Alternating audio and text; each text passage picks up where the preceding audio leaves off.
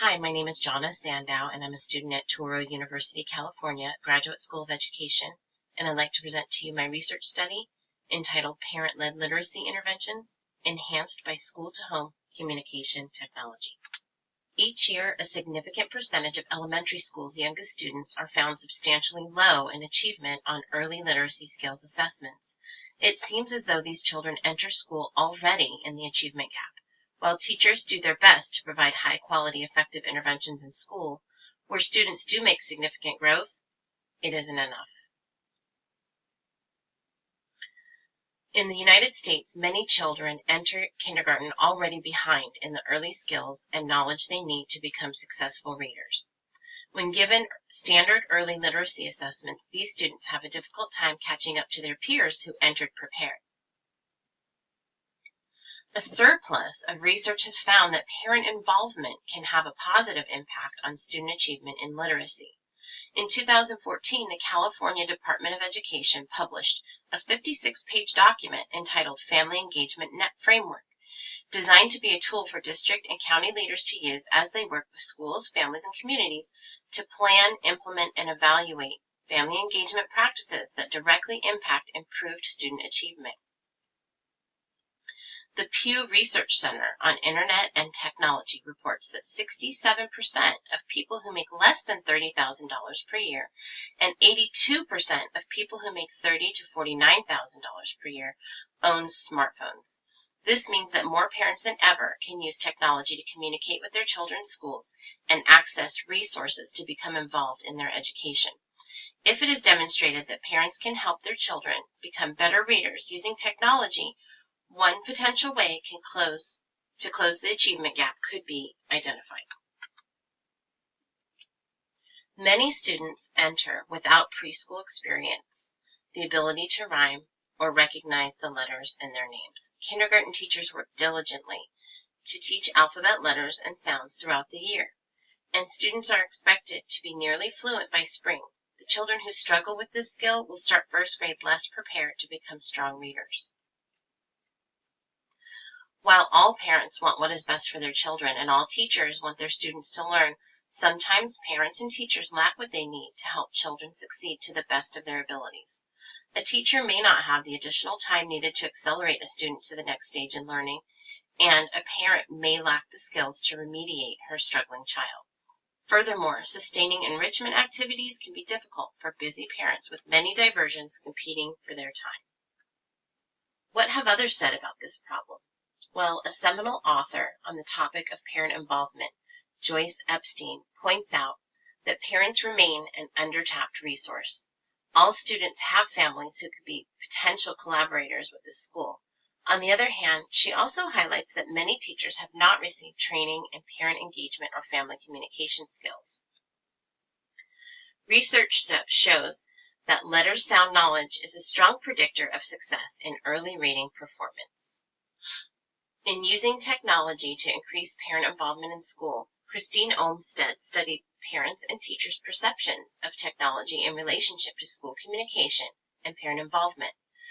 Her findings revealed that parents and teachers highly value home involvement and technology as a way to facilitate it and to communicate. Not a lot of research is out there specifically surrounding parent-led early literacy skills, specifically focusing on letter sound fluency. Even less research on this topic addresses supporting the parents with technology in the form of emails and text reminders that include additional digital resources, like my project. The purpose of this study was to determine whether parents can be significant contributors to their children's acquisition of letter sound fluency with support from their children's schools via technology. Through an extensive literature review, I was able to model a home literacy program based on other programs that I read about. The following questions guided my study. What is the relationship between adherence to the program and outcomes? Are the intervention activities rated as valuable to parents? What is the relationship between outcomes and parent ratings of the intervention activities? Do parents rate the text email reminders as effective? What is the relationship between outcomes and parent ratings of the text and email reminders. Finally, which features of the program do parents rate as most helpful? To select participants, I began looking at the pool of students who scored the lowest or intensive on the beginning of the year doubles, which is a district-mandated assessment that stands for Dynamic Indicators of Basic Early Literacy Skills. Then I asked 3 teachers to select 5 names of students whose parents might be likely to participate.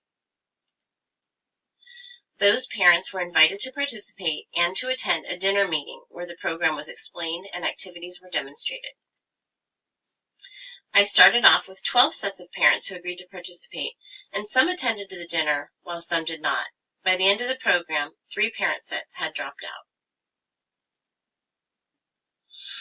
On to the first steps with the students. Students were initially assessed using a sheet of randomly placed upper and lowercase letters and timed for 1 minute to measure how many letter sounds they could name. Next, activity sheets were sent home weekly that included letter sound activities that were matched to their benchmark, which is our district's English Language Arts curriculum, for the benchmark homework for the letter of the week. There were 4 nights of activities for each week, and these went out for 5 weeks. For each night of the program, digital emails or texts were sent out as reminders and encouragements to participate. In addition, digital resources for letter sound activities for the letter of the week were shared in these messages, as well as a digital parent log to log response form. For those who preferred paper logs were included with the weekly activities that were sent out. Finally, at the end of 5 weeks, parents were sent a digital and paper form of a survey to capture their opinions on the components of the program. Here are the letter sound fluency pretest scores, which are light blue, compared to the post-test scores, which are dark blue on the graph. As you can see, the pretest mean was 4.3 letter sounds per minute, where the post-test mean rose to 3.2 letter sounds per minute. I was pretty happy with this growth. Now, the growth sounds great, but the main research question I wanted to answer was, what is the relationship between adherence to the program and student outcomes? This graph illustrates just that. When I ran the session number data and score change data through the Pearson Correlation Coefficient Calculator, the value of their relationship was set at 0.5186, which indicates a moderate positive relationship between high session numbers and high scores, meaning that there is a tendency for high session numbers to be reported with high scores and vice versa. One thing of interest that I do want to point out is that first value on the chart. The dark blue line represents the number of sessions reported, while the light blue line shows positive or negative score changes. The student who reported the highest number of sessions, as you can see on that first part of the chart, only had a growth of 4 points. And the reason I'm pointing this out is because this student receives speech services. And this information was very helpful to me in understanding that the program would have different effects on distinct types of students. Now for the end of program parent survey results. 7 out of 9 parents responded. To answer my research question about whether the activities are rated as valuable to parents, when asked to what degree the parents enjoyed the program, 100% of reporting parents gave a score of 5 out of 5 on the Likert scale for very much.